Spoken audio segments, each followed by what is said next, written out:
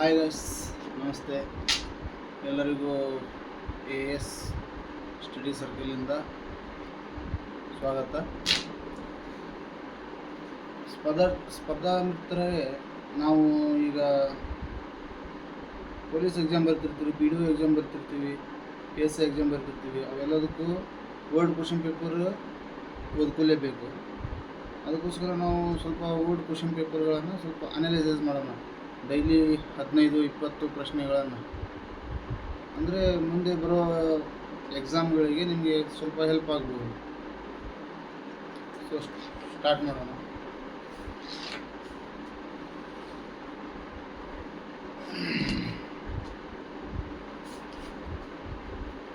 ಬದ್ರಿನಾಥ್ ಯಾವ ನದಿಯ ದಡದಲ್ಲಿದೆ?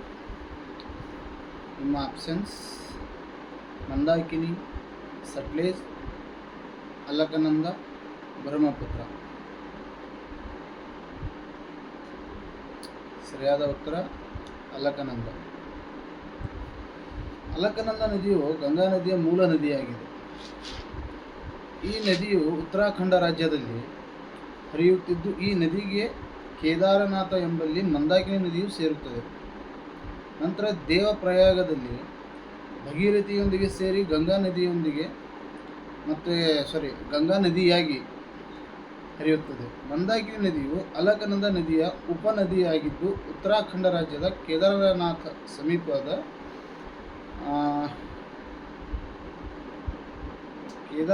ಸಮೀಪ ಉಗಮಿಸುತ್ತದೆ ಮತ್ತು ರುದ್ರಪ್ರಯಾಗನಲ್ಲಿ ಅಲಕನಂದ ನದಿಗೆ ಸೇರುತ್ತದೆ.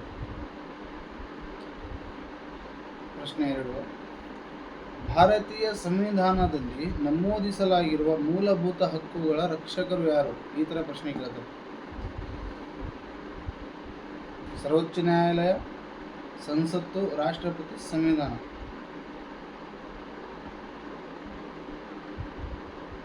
ಉತ್ತರ ಸರ್ವೋಚ್ಚ ನ್ಯಾಯಾಲಯ. ಸರ್ವೋಚ್ಚ ನ್ಯಾಯಾಲಯವು ಭಾರತದ ಅತ್ಯುನ್ನತ ನ್ಯಾಯಾಲಯವಾಗಿದ್ದು, ಸಂವಿಧಾನದ ರಕ್ಷಣೆ, ಮೂಲಭೂತ ಹಕ್ಕುಗಳ ರಕ್ಷಣೆ ಮತ್ತು ಯಾವುದೇ ಮೊಕದ್ದಮೆಯ ಕೊನೆಯ ಹಂತವಾಗಿದೆ. ಸಂವಿಧಾನದ 143ನೇ ವಿಧಿಯು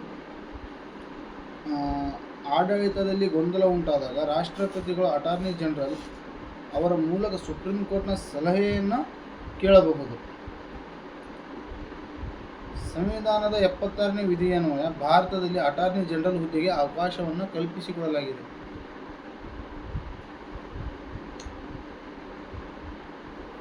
ಅಟಾರ್ನಿ ಜನರಲ್ ಯಾರಪ್ಪ ಅಂದ್ರೆ ಭಾರತದ ಅತ್ಯುನ್ನತ ಕಾನೂನಾತ್ಮಕ ಮಂತ್ರಿ.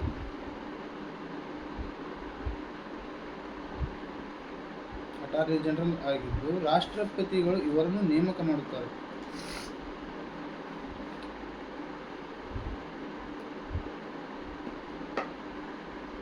ಈ ಕೆಳಗಿನವುಗಳಲ್ಲಿ ಯಾವುದು ಭಾರತದ ಪ್ರಜೆಯಾಗಲು ಷರತ್ತು ಅಲ್ಲ? ಜನ್ಮ, ಆಸ್ತಿ, ನೈಸರ್ಗೀಕರಣ, ಮೂಲ. ಆಸ್ತಿ ಸಂಪಾದಿಸುವುದು. ಇವಾಗ ನೋಡ್ರಿ, ಈಗ ಜನ್ಮದ ಮುಖಾಂತರ ಪಡ್ಕೋಬಹುದು, ಮತ್ತು ನೈಸರ್ಗೀಕರಣ ಅಂದರೆ ಸಹಜೀಕೃತದ ಮೂಲಕ ಪಡೆದುಕೊಳ್ಳಬಹುದು, ಮತ್ತು ಮೂಲದಿಂದ ಪಡೆದುಕೊಳ್ಳಬಹುದು. ಆದರೆ ಆಸ್ತಿ ಸಂಪಾದಿಸುವುದರಿಂದ ನಾವು ಭಾರತದ ಪ್ರಜೆಯಾಗಲು ಷರತ್ತು ಅಲ್ಲ. ಅದು ಕೊಟ್ಟಿರುವ ಆಯ್ಕೆಗಳ ಪ್ರಕಾರ ಭಾರತದ ಪ್ರಜೆಯಾಗಲು ಆಸ್ತಿ ಸಂಪಾದಿಸುವುದು ಕಾಯ್ದೆಯ ಪ್ರಕಾರ ಷರತ್ತು ಆಗಿಲ್ಲ. ಭಾರತದಲ್ಲಿ 1955ರ ಪೌರತ್ವ ಕಾಯ್ದೆ ಪ್ರಕಾರ ಒಬ್ಬ ವ್ಯಕ್ತಿ 5 ಮಾರ್ಗಗಳಿಂದ ಪೌರತ್ವವನ್ನು ಪಡೆಯಬಹುದು: ಜನನದ ಮೂಲಕ, ನೈಸರ್ಗಿಕ ಅಂದರೆ ಸಹಜೀಕೃತದ ಮೂಲಕ, ಮೂಲ ಸ್ಥಾನದ ಮೂಲಕ, ಸಂಸ್ಕೃತಿ ಮತ್ತು ಭೂಪ್ರದೇಶಗಳ ವಿಲೀನಗೊಳಿಸುವ ಮೂಲಕ ಪಡೆಯಬಹುದು.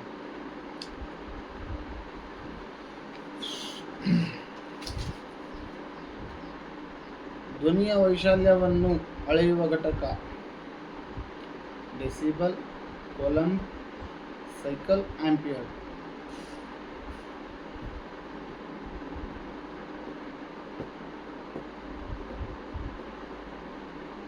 ಸರಿಯಾದ ಉತ್ತರ ಡೆಸಿಬಲ್. ಶಬ್ದದ ತೀವ್ರತೆಯನ್ನು ಡೆಸಿಬಲ್ ಮೂಲಕ ಅಳೆಯಲಾಗುತ್ತದೆ. ಶಬ್ದದ ವೇಗವನ್ನು ಮಾಚ್ ಮೂಲಕ ಅಳೆಯಲಾಗುತ್ತದೆ.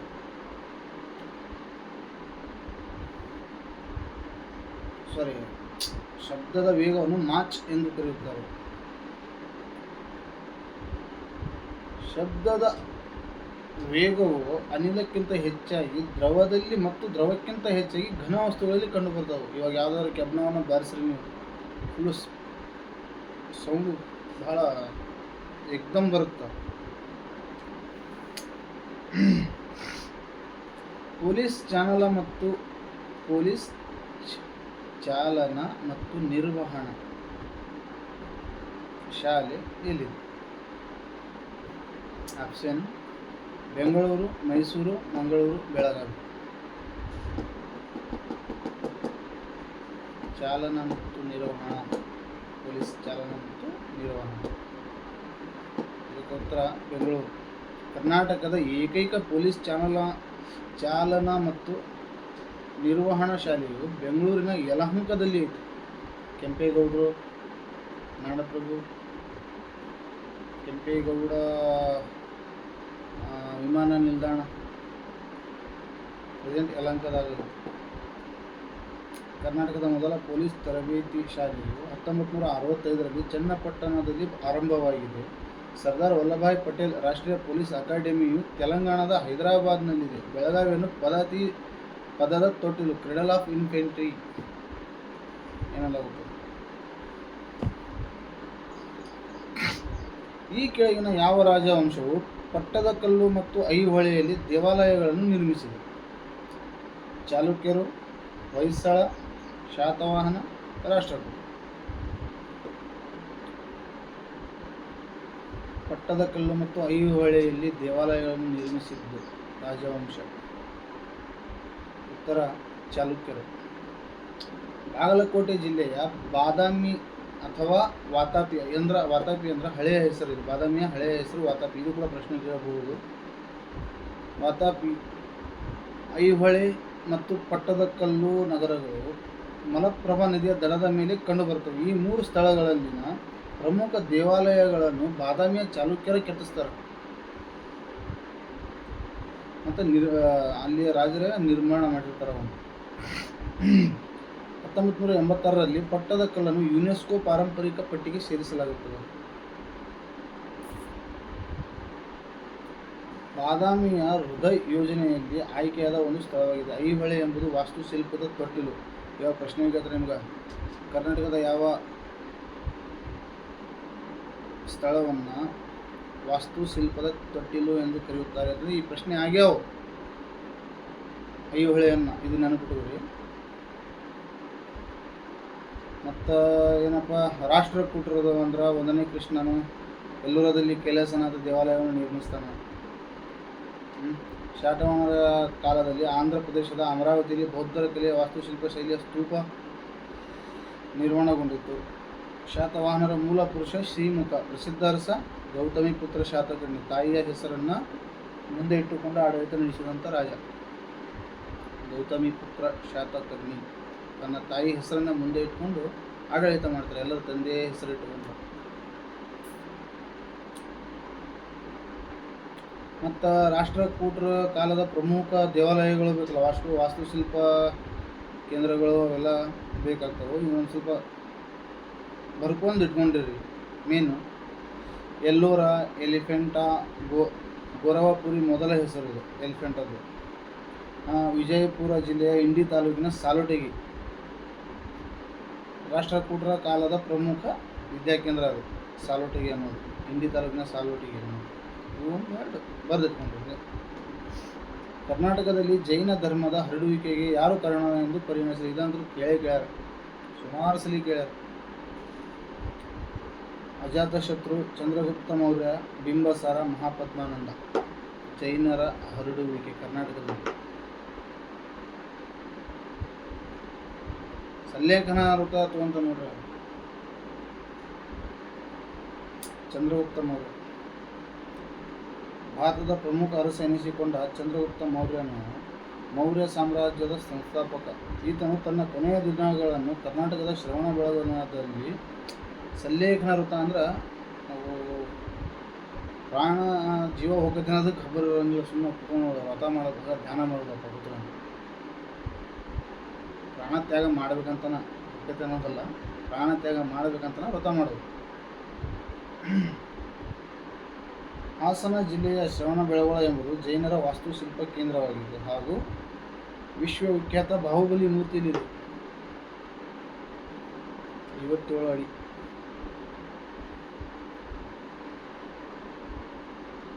ಪ್ರದೇಶವರು ಭಾರತದ ಅತಿ ದೊಡ್ಡ ರಾಜ್ಯ ಅಂತೂ ಇದು ನಿಮಗೆ ಗೊತ್ತಿದ್ದ ಇರ್ತೈತಿ. ಆದರೂ ರಾಜಸ್ಥಾನ್, ಗುಜರಾತ್, ಮಧ್ಯಪ್ರದೇಶ್, ಆಂಧ್ರ ಪ್ರದೇಶ್ ಆಪ್ಷನ್. ಪ್ರದೇಶವಾರು ಭಾರತದ ಅತಿ ದೊಡ್ಡ ರಾಜ್ಯ. ಇದಕ್ಕೆ ಉತ್ತರ ರಾಜಸ್ಥಾನ್. ಮತ್ತು ಪ್ರದೇಶವಾರು ಚಿಕ್ಕ ರಾಜ್ಯ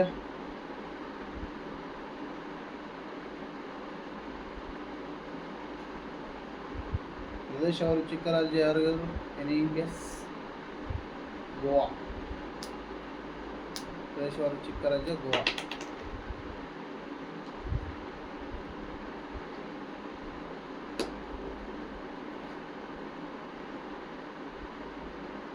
ಮತ್ತು ಜನಸಂಖ್ಯೆನೂ ಬೇಕಾಗ್ತವೆ.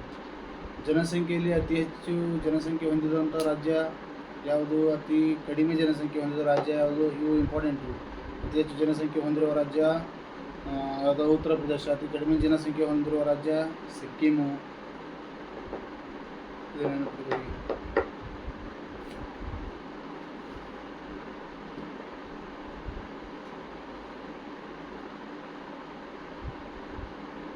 ಮತ್ತು ನಮ್ಮ ಕರ್ನಾಟಕಕ್ಕೆ ಬಂದ್ರೆ ವಿಸ್ತೀರ್ಣ ಒಳಗೆ ಅತಿ ದೊಡ್ಡ ಜಿಲ್ಲೆ ಯಾವುದು ಅಂತ ಕೇಳ್ತಾನೆ, ಬೆಳಗಾವಿ. ಅತಿ ಚಿಕ್ಕ ಜಿಲ್ಲೆ ಯಾವುದು ಅಂತ ಬೆಂಗಳೂರು ನಗರ.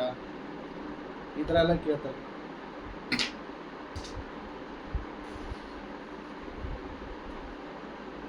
ಮತ್ತು ಮುಂದಿನ ಪ್ರಶ್ನೆ, ರಾಜ್ಯಸಭೆಯಲ್ಲಿ ರಾಜ್ಯದ ಪ್ರತಿನಿಧಿಯನ್ನು ಕೆಳಗಿನ ಯಾವುದರ ಮೂಲಕ ಆಯ್ಕೆ ಮಾಡಲಾಗುತ್ತದೆ? ಇನ್ನೊಂದ್ಸಲ ಹೇಳ್ತೀನಿ, ರಾಜ್ಯಸಭೆಯಲ್ಲಿ ರಾಜ್ಯದ ಪ್ರತಿನಿಧಿಯನ್ನು ಕೆಳಗಿನ ಯಾವುದರ ಮೂಲಕ ಆಯ್ಕೆ ಮಾಡಲಾಗುತ್ತದೆ?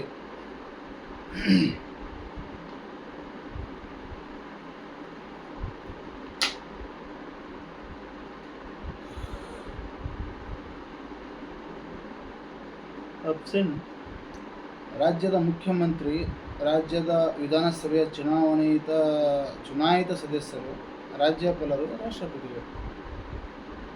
ರಾಜ್ಯಸಭೆಯಲ್ಲಿ ರಾಜ್ಯದ ಪ್ರತಿನಿಧಿಯನ್ನು ಕೆಳಗಿನ ಯಾವುದರ ಮೂಲಕ ಆಯ್ಕೆ ಮಾಡಲಾಗುತ್ತದೆ? ರಾಜ್ಯದ ಪ್ರತಿನಿಧಿಯನ್ನು ರಾಜ್ಯಸಭೆಯಲ್ಲಿ. ಇದಕ್ಕೆ ಉತ್ತರ ರಾಜ್ಯ ವಿಧಾನಸಭೆಯ ಚುನಾಯಿತ ಸದಸ್ಯರು. ನರೇಂದ್ರನಾಥ ದತ್ತ ಎಂಬುದು ಯಾರ ಮೂಲ ಹೆಸರು? ಎಲ್ಲರಿಗೂ ಗೊತ್ತಿರೋದು ಸ್ವಾಮಿ ವಿವೇಕಾನಂದ. ವಿಜಯನಗರ ಸಾಮ್ರಾಜ್ಯದ ಸ್ಥಾಪಕ ಎಂದು ಯಾರನ್ನು ಕರೆಯಲಾಗುತ್ತದೆ? ಇಲ್ಲಿ ಕನ್ಫ್ಯೂಸ್ ಆಗ್ತವೆ. ಹಕ್ಕ ಹುಕ್ಕ ಮತ್ತು ಹರಿಹರ ಈ ಥರ ಬಂದಾಗ ನಿಮಗೆ ಕನ್ಫ್ಯೂಸ್ ಆಗ್ತವೆ. ಹರಿಹರ, ದೇವರಾಯ, ರಾಮರಾಯ, ರಾಮಚಂದ್ರರಾಯ, ರಾಮರಾಯ. ಇದಕ್ಕೆ ಉತ್ತರ ಹರಿಹರ 1. 1336ರಲ್ಲಿ ವಿಜಯನಗರ ಸಾಮ್ರಾಜ್ಯವು ವಿದ್ಯಾರಣ್ಯ ಗುರುಗಳ ಆಶೀರ್ವಾದದೊಂದಿಗೆ ಸಂಗಮ ವಂಶದ 1ನೇ ಹರಿಹರ ಮತ್ತು 1ನೇ ಬುಕ್ಕರಾಯ ಅವರಿಂದ ವಿಜಯನಗರ ಜಿಲ್ಲೆ ನಗರ ಅಂದ್ರ ಹಂಪಿ ಆರಂಭವಾಯಿತು. ವಿಜಯನಗರ ಸಾಮ್ರಾಜ್ಯದ ಪ್ರಸಿದ್ಧ ಅರಸ ಅಂದರೆ ತುಳ ವಂಶದ ಶ್ರೀಕೃಷ್ಣದೇವರಾಯ 1565 ಜನವರಿ 23ರಂದು ಅಳಿಯ ರಾಮರಾಯನ ಅವಧಿಯಲ್ಲಿ ಹೆಸರಂತ ತಾಳಿಕೋಟೆ ಅಥವಾ ರಕ್ಕಸಿಗೆ ಕದನವು ಜರುಗಿದೆ. ಇದು ಇಂಪಾರ್ಟೆಂಟ್ ನೋಡ್ರಿ. 1565 ತಾಳಿಕೋಟೆ ಕದನ ನಡೆದಂಥ ವರ್ಷ ಇದು. ನೆನಪಿಟ್ಕೊಳ್ಳಿ, ಭಾಳ ಇಂಪಾರ್ಟೆಂಟ್. ಸರ್ಕ್ಯೂಟ್ನ ಸಮಾನಾಂತರ ಸಂಪರ್ಕದ ಪ್ರಯೋಜನ ಇದಾಗಿದೆ. ಅದೇ ವೋಲ್ಟೇಜ್ ಲಭ್ಯವಿರುತ್ತದೆ, ಏರಿಳಿತ ಮತ್ತು ಎಲ್ಲ ವಸ್ತುಗಳು ಬೆಸೆಯುತ್ತವೆ. ಇವುಗಳಲ್ಲಿ ಎಲ್ಲವು. ಸರ್ಕ್ಯೂಟ್ನ ಸಮಾನಾಂತರ ಸಂಪರ್ಕದ ಪ್ರಯೋಜನ ಅದೇ ವೋಲ್ಟೇಜ್ ಲಭ್ಯ ಇರುತ್ತದೆ.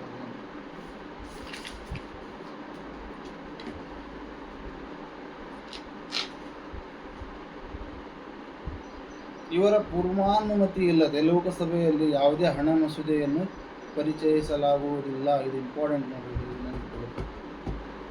ರಾಷ್ಟ್ರಪತಿ, ಪ್ರಧಾನಮಂತ್ರಿ, ಉಪರಾಷ್ಟ್ರಪತಿ, ಹಣಕಾಸು ಮಂತ್ರಿ. ಇವರ ಪೂರ್ವಾನುಮತಿ ಇಲ್ಲದೆ ಲೋಕಸಭೆಯಲ್ಲಿ ಯಾವುದೇ ಹಣ ಮಸೂದೆಯನ್ನು ಮಂಡಿಸಲಾಗುವುದಿಲ್ಲ. ರಾಷ್ಟ್ರಪತಿ, ಪ್ರಧಾನಮಂತ್ರಿ, ಉಪರಾಷ್ಟ್ರಪತಿ, ಹಣಕಾಸು ಮಂತ್ರಿ. ಸುಮಾರು ಜನ ಹಣಕಾಸು ಮಂತ್ರಿ ಅನ್ಕೊಂತಾರೆ, ಬಟ್ ರಾಷ್ಟ್ರಪತಿ ಇದಕ್ಕೆ ಸರಿಯಾದ ಉತ್ತರ. ಸಂವಿಧಾನದ 112ನೇ ವಿಧಿಯನ್ವಯ ಕೇಂದ್ರ ಹಣಕಾಸು ಸಚಿವರು ಲೋಕಸಭೆಯಲ್ಲಿ ಮಾತ್ರ ಹಣ ಮಸೂದೆಯನ್ನು ಮಂಡಿಸುತ್ತಾರೆ. ಲೋಕಸಭೆಯಲ್ಲಿ ಮಾತ್ರ ಕೇಂದ್ರ ಹಣಕಾಸು ಸಚಿವರು. ಇದಕ್ಕೂ ಮುನ್ನ ರಾಷ್ಟ್ರಪತಿಗಳ ಅಂಗೀಕಾರ ಕಡ್ಡಾಯವಾಗಿರುತ್ತದೆ. ರಾಷ್ಟ್ರಪತಿಗಳ ಒಪ್ಪಿಗೆ ಇಲ್ಲದೆ ಯಾವುದೇ ಹಣಕಾಸು ಮಸೂದೆಯನ್ನು ಸರ್ಕಾರವು ಮಂಡಿಸುವಂತಿಲ್ಲ. ನೋಡ್ರಿ ಹೆಂಗೈತೆ ನಮ್ಮ ಸಂವಿಧಾನ. ಭಾರತದ ಖಜಾನೆ ಕಾಯುವ ಕಾವಲು ನಾಯಿ ಸಂಸ್ಥೆ ಎಂದು CAG ಅಂದರೆ ಕಂಟ್ರೋಲರ್ ಆ್ಯಂಡ್ ಆಡಿಟರ್ ಜನರಲ್ ಅವರನ್ನು ಕರೀತಾರೆ. ಭಾರತದ ಮೊದಲ ಕಾರ್ಪೊರೇಟ್ ರೈಲು ತೇಜಸ್ ಎಕ್ಸ್ಪ್ರೆಸ್ ಯಾವ ಎರಡು ರಾಜ್ಯಗಳ ಮಧ್ಯೆ ಚಲಿಸುತ್ತದೆ?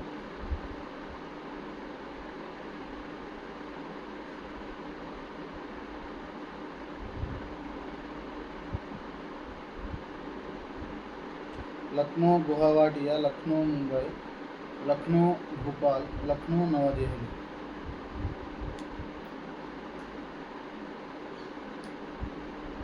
ಸರಿಯಾದ ಉತ್ತರ ಲಕ್ನೋ ನವದೆಹಲಿ.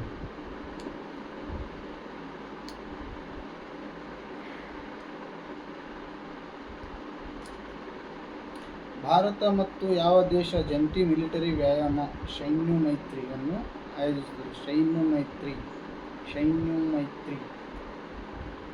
Nepal, China, Russia, Japan. ಸರಿಯಾದ ಉತ್ತರ ಜಪಾನ್. ಹ್ಯಾಂಡ್ ಟು ಹ್ಯಾಂಡ್ ಚೀನಾದೊಂದಿಗೆ ಮತ್ತು ರಷ್ಯಾದೊಂದಿಗೆ ಇಂದ್ರ ಸಮರಾಭ್ಯಾಸ ಅಂತಾರೆ. ರಷ್ಯಾದೊಂದಿಗೆ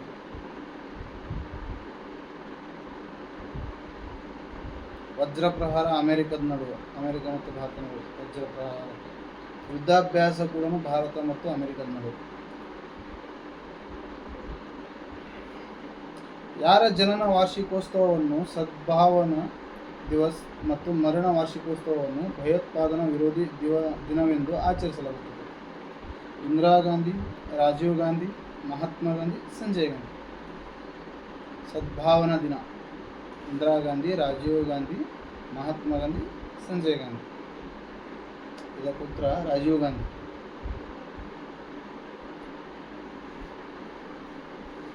1944 ಆಗಸ್ಟ್ 20ರಂದು ಮುಂಬೈಯಲ್ಲಿ ಜನಿಸಿದರು. ಯಾರು? ರಾಜೀವ್ ಗಾಂಧಿ. ಆಗಸ್ಟ್ 20 ರಾಷ್ಟ್ರೀಯ ಸದ್ಭಾವನಾ ದಿನವೆಂದು ಆಚರಣೆ ಮಾಡ್ತಾರೆ. ಮತ್ತು 1991 ಮೇ 21ರಂದು ತಮಿಳುನಾಡಿನ ಪೆರಂಬದೂರು ಬಳಿ LTTE ಉಗ್ರರಿಂದ ರಾಜೀವ್ ಗಾಂಧಿ ಅವರು ಹತ್ಯೆ ಆಗ್ತಾರೆ. ಹೀಗಾಗಿ ಮೇ 21ರ ದಿನವನ್ನು ರಾಷ್ಟ್ರೀಯ ಭಯೋತ್ಪಾದನಾ ನಿಗ್ರಹ ದಿನವೆಂದು ಆಚರಣೆ ಮಾಡುತ್ತಾರೆ. ನೀತಿ ಆಯೋಗ ಇದು ಬೇಕಿದೆ. ನೀತಿ ಆಯೋಗ ವಿಸ್ತೃತ ರೂಪ ಇಂಪಾರ್ಟೆಂಟ್ ನೋಡ್ರಿ, ಹಾಗೆ ಹೇಳ್ತೀನಿ. National institution for transforming India ಇದು ಆನ್ಸರ್ ಇದೆ. ನೀತಿ ವಿಸ್ತೃತ ರೂಪ full form, NITI Aayog full form. Amazon ಮಳೆಕಾಡು ಯಾವ ಖಂಡದಲ್ಲಿದೆ? ಅಮೆಜಾನ್ ಮಳೆಕಾಡು ದಕ್ಷಿಣ ಅಮೆರಿಕಾ, ಆಫ್ರಿಕಾ, ಆಸ್ಟ್ರೇಲಿಯಾ, ಉತ್ತರ ಅಮೆರಿಕಾ. ಅಮೆಜಾನ್ ಮಳೆಕಾಡು ಉತ್ತರ ದಕ್ಷಿಣ ಅಮೆರಿಕಾ. ಭೂಮಿಯ ಶ್ವಾಸಕೋಶ ಅಂತ ಕರೀತಾರೆ ನೋಡ್ರಿ ಇದನ್ನು ನೆನಪಿಟ್ಕೊಳ್ಳಿ, ಅಮೆಜಾನ್. ಮತ್ತು ಬ್ರೆಜಿಲ್, ಪೆರು, ಕೊಲಂಬಿಯಾ, ವೆನಿಜುವೆಲಾ, ಇಕ್ವೆಡಾರ್, ಬೊಲಾವಿಯಾಗಳಲ್ಲಿ ಹಂಚಿಕೆಯಾಗೈತಿ ಅದು. ಈ ಕಾಡಿನಾಗ ಪ್ರಮುಖವಾದ ನಿಮಗೆ ಗೊತ್ತೈತಿ, ಅಮೆಜಾನ್ ಒಳಗೆ ಏನು ಪ್ರಮುಖ ಅಂದ್ರೆ ಅನಾಕೊಂಡ ಹಾವುಗಳು.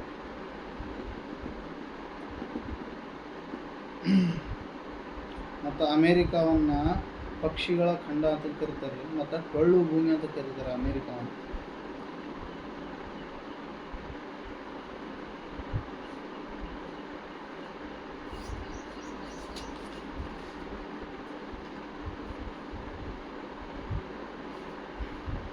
ಭಾರತೀಯ ವಾಯುಸೇನೆಯನ್ನು ಮೊದಲ ಈ ವರ್ಷದಲ್ಲಿ ಸ್ಥಾಪಿಸಲಾಯಿತು.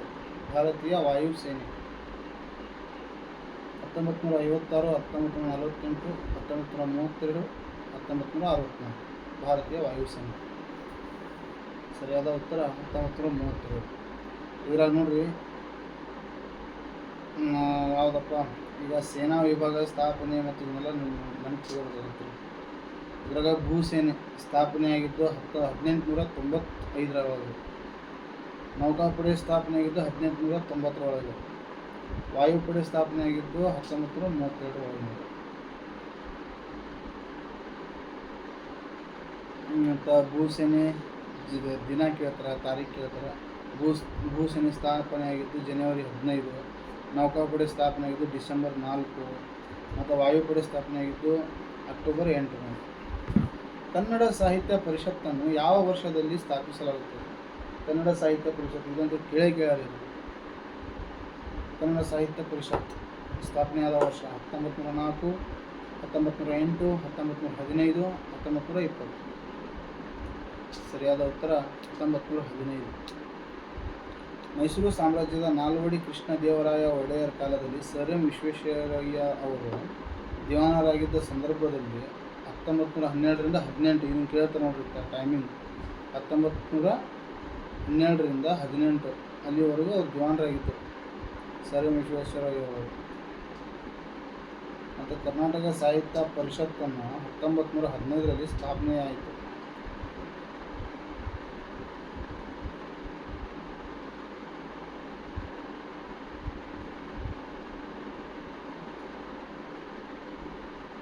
ಉಪರಾಷ್ಟ್ರಪತಿಯವರ ಅಧಿಕಾರಾವಧಿ ಕೇಳ್ತಾರೆ ನೋಡಿ. ಇದು ಕನ್ಫ್ಯೂಸ್ ಆಗೈತೆ ಒಂದು ಸ್ವಲ್ಪ, ಅದಕ್ಕಾಗಿ ಇದು ಕೇಳ್ತಾರೆ. ರಾಷ್ಟ್ರಪತಿಯವರ ಅಧಿಕಾರಾವಧಿಯನ್ನು 6 ವರ್ಷನೋ 5 ವರ್ಷನೋ ಅಂತೇಳಿ ಕನ್ಫ್ಯೂಸ್ ಆಗ್ತವೆ. ಈ ಥರ ಕನ್ಫ್ಯೂಸ್ ಆಗೋ ಕ್ವಶನ್ಗಳನ್ನು ಆಲ್ಮೋಸ್ಟ್ ಆಲ್ ನಾವು ಒಂದು ಸ್ವಲ್ಪ ಫೋಕಸ್ ಮಾಡಿ ಓದ್ಕೋಬೇಕು. 6 ವರ್ಷ, 5 ವರ್ಷ, 7 ವರ್ಷ, 4 ವರ್ಷ ಅಧಿಕಾರಾವಧಿ. ಇದಕ್ಕೆ ಸರಿಯಾದ ಉತ್ತರ 5 ವರ್ಷನ. ಸಂವಿಧಾನದ 67ನೇ ವಿಧಿಯನ್ವಯ ಉಪರಾಷ್ಟ್ರಪತಿಯು ಪ್ರಮಾಣ ವಚನ ಸ್ವೀಕರಿಸಿದ ದಿನದಿಂದ 5 ವರ್ಷಗಳ ಕಾಲ ಅಧಿಕಾರ ಹೊಂದಿರುತ್ತಾರೆ. ಇವರು ಸಂಸತ್ತಿನ 2 ಸದನಗಳ ಎಲ್ಲ ಸದಸ್ಯರಿಂದ ಆಯ್ಕೆಯಾಗಿರುತ್ತಾರೆ. ಉಪರಾಷ್ಟ್ರಪತಿಗಳು ರಾಜ್ಯಸಭೆಯ ಪದನಿಮಿತ್ತ ಅಧ್ಯಕ್ಷರು. ರಾಜ್ಯಸಭೆಯ ಪದನಿಮಿತ್ತ ಅಧ್ಯಕ್ಷರು ಯಾರು ಅಂತಂದರೆ ಸುಮಾರು ಸಲ ಪ್ರಶ್ನೆ ಕೇಳಿರೋದು. ಪದನಿಮಿತ್ತ ಅಧ್ಯಕ್ಷರು ರಾಜ್ಯಸಭೆಯ ಉಪರಾಷ್ಟ್ರಪತಿನ ಆಗಿರ್ತಾರೆ. ಮತ್ತು ಇದ್ರಾಗ ಮತ್ತು ರಾಜ್ಯಸಭೆಯ ಸದಸ್ಯರ ಅಧಿಕಾರ ಅವಧಿ ಕೇಳ್ತಾರೆ 6 ವರ್ಷ. ಇದು ನೆನಪಿಟ್ಕೊಳ್ರಿ. ಸರಿ, ಇವತ್ತಿಗೆ ಇಷ್ಟು ಸಾಕು. ಮತ್ತು ನಾಳೆ ಮತ್ತೊಂದು ವಿಡಿಯೋ ಮಾಡುವ. ಮತ್ತೊಂದಿಷ್ಟು ಪ್ರಶ್ನೆಗಳನ್ನು ಚರ್ಚೆ ಮಾಡೋಣ. ನಮ್ಮ ಪ್ರಶ್ನೆ ವಿಶ್ಲೇಷಣೆ ವಿವರಣೆ ನಿಮಗೆ ಇಷ್ಟ ಆಗಿದ್ದರೆ ಲೈಕ್ ಆ್ಯಂಡ್ ಸಬ್ಸ್ಕ್ರೈಬ್ ಮಾಡಿ.